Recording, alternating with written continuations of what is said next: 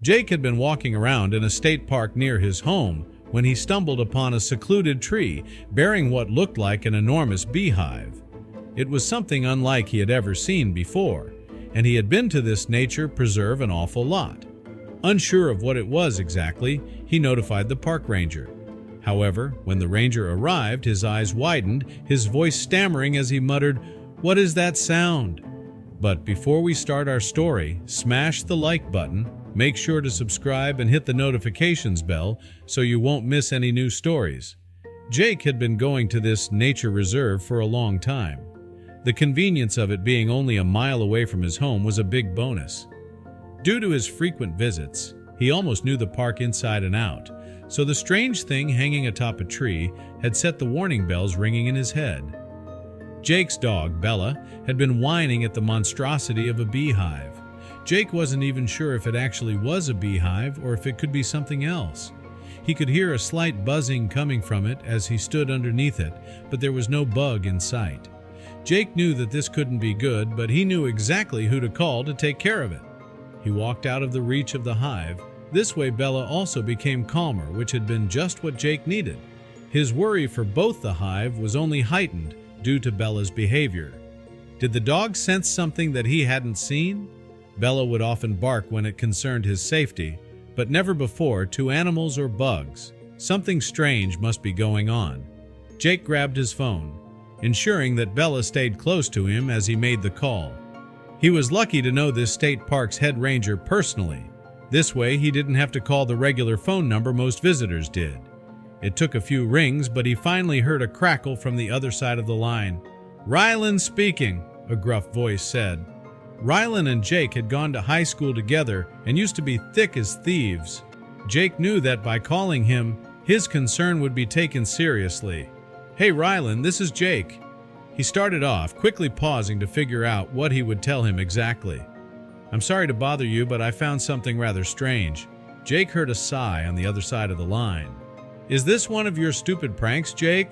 If so, please tell me you didn't place it in my crawling space underneath my house again." Jake had to wipe the grin off his face. That had been a good prank, but he shook his head. "No, Rye, this isn't a prank. I am in the state park." "I don't know how to explain it. To be fair, I think it would be better for you to just come down here.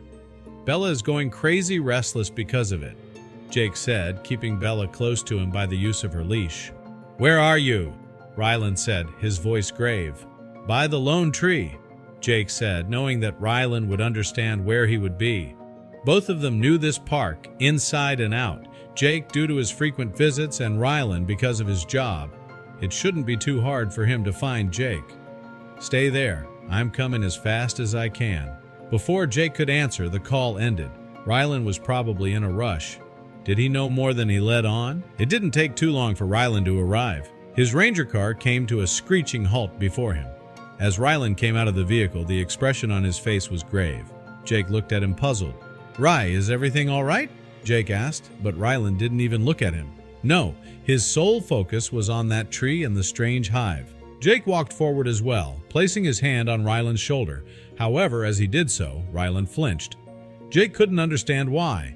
Everything happened so fast that Jake hardly saw it coming, but Rylan quickly grabbed his arm and yanked it off him. He looked at Jake, eyes filled with alarm darting from him back to the hive. Though it was only quiet for a second, it felt like multiple minutes until Rylan finally spoke the very ominous words. "We have to go, now." Though Jake didn't yet understand why, he still listened to Rylan's call. As Rylan walked away from the close proximity of the hive, the buzzing sound again lessened the two, and Jake's dog Bella made a beeline to Rylan's car. Jake was still wondering what exactly was happening. He needed to know. "Rylan, what the actual fuck is going on?" Rylan, being the one driving, quickly glanced at Jake. "I'll tell you when we reach headquarters," Rylan said. Jake didn't understand what was happening. Pulling into the headquarters, they were greeted not by the usual bustling activity, but by a scene that resembled a crisis center. Rangers and staff moved about with urgent purpose, their faces etched with concern, speaking in tones just above a whisper.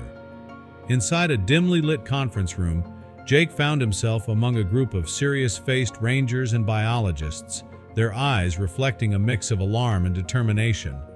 They spoke in subdued tones, discussing the enigmatic situation with a gravity that made Jake's heart race with both anticipation and dread.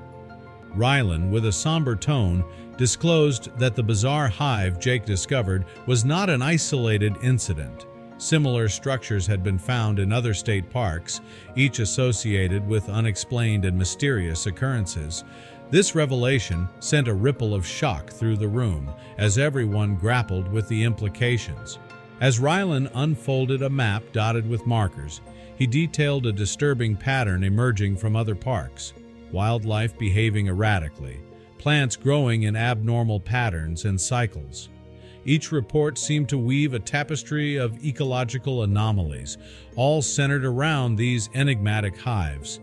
The hives, Rylan said, are not just oddities, they're influencing their surroundings. He spoke of plants blooming out of season, animals wandering dazed, and a palpable shift in the natural order near these hives. It was as if the hives were exerting an unseen force on the environment. In the room, theories began to swirl like leaves in a storm. Could these hives be the result of environmental pollution, a new species, or something even more unknown? The air was thick with concern, as each possibility brought its own set of daunting questions and fears. Rylan's voice, firm and urgent, broke through the rising tide of speculation. "We need to act to understand these hives before their effects spread further." His words hung in the air, a call to arms that underscored the critical nature of their mission. Rylan, with a mix of frustration and determination, shared the progress of his ongoing investigation into the hives. He proposed a theory that these anomalies were linked to a larger environmental shift, a theory that suggested the hives were symptoms of a deeper, unseen ecological change. His theory, he explained, hinged on the possibility that these hives were a direct result of recent shifts in the environment, potentially linked to broader phenomena like climate change. This hypothesis, though still unproven, offered a dawning perspective on the interconnectedness of ecosystems and their susceptibility to change. Jake, reflecting on Bella's unusual behavior near the hive, mused aloud, "Could animals be sensing something we can't?" His question hung in the air, suggesting that the answer to this mystery might lie in understanding the instincts and reactions of the wildlife affected by these hives. Rylan spread out a collection of maps and photographs across the table, each marked with the locations of the hives. He pointed to the images, highlighting the striking similarities and subtle differences between each site, suggesting a pattern that was both revealing and enigmatic. Despite the array of data, Rylan acknowledged a sobering truth. They were still far from grasping the full nature and origin of these hives. This admission underscored the complexity of the puzzle they faced, a puzzle that seemed to grow more intricate with each new piece of information. In a moment of resolve, Jake stepped forward, volunteering to assist Rylan in a closer investigation of the hive. Together they began to outline a discreet exploration mission, one that would take them directly to the heart of the mystery that had enveloped the park. As they prepared, discussions centered around the necessary equipment, protective gear, sampling tools, cameras, and the precautions needed to approach the hive safely. It was a venture into the unknown, and every detail was scrutinized to ensure their safety and the integrity of their mission. Rylan, recognizing the need for specialized knowledge, assembled a team for the expedition: an entomologist to study any insect activity, a botanist well-versed in local flora, and other experts in environmental science. Each member was carefully chosen for their expertise and their ability to navigate the unpredictable. The team gathered around a large map, their heads bent in concentration as they strategized how to approach the hive. The discussion was methodical, focusing on how to study the structure and its effects without causing any disturbance to the surrounding ecosystem. Amidst the planning, Jake felt a surge of determination. His long-standing connection to the park, a place of countless memories and peaceful solitudes, now drove him to understand and protect it. This mystery was personal, and he was resolutely committed to uncovering the truth behind the peculiar hives.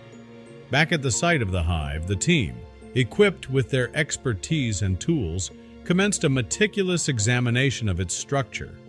They noted its size, shape, and peculiar texture that seemed unlike anything they had encountered in nature before, sparking more questions than answers. As they circled the strange formation, it became clear that this was no ordinary beehive.